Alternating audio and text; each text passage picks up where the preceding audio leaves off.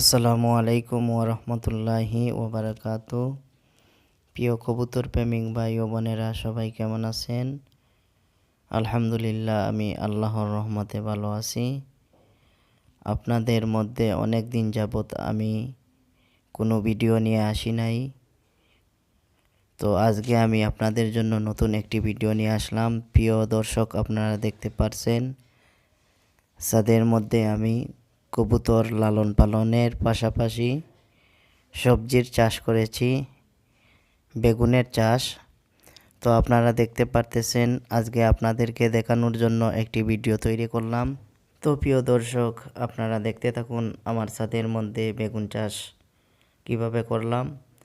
তো এর ফাঁকে দিয়ে আপনাদেরকে একটি ছোট্ট অনুরোধ করছি, যারা এখন পর্যন্ত আমার এই ছোট্ট চ্যানেলটি সাবস্ক্রাইব করেন নাই, তাড়াতাড়ি সাবস্ক্রাইব করে নেবেন এবং বেল আইকনটি বাজিয়ে নেবেন, যাতে পরবর্তী ভিডিও আপলোডের সাথে সাথে আপনারা পেয়ে যান।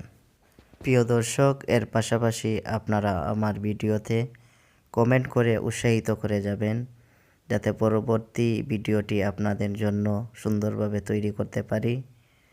তো প্রিয় দর্শক, আমার ছাদের মধ্যে বেগুনের চাষ কেমন হলো, আপনাদের কাছে কেমন লাগলো, আপনারা কমেন্টের মাধ্যমে জানাবেন এবং লাইক এবং কমেন্ট করতে অবশ্যই আপনারা ভুলবেন না।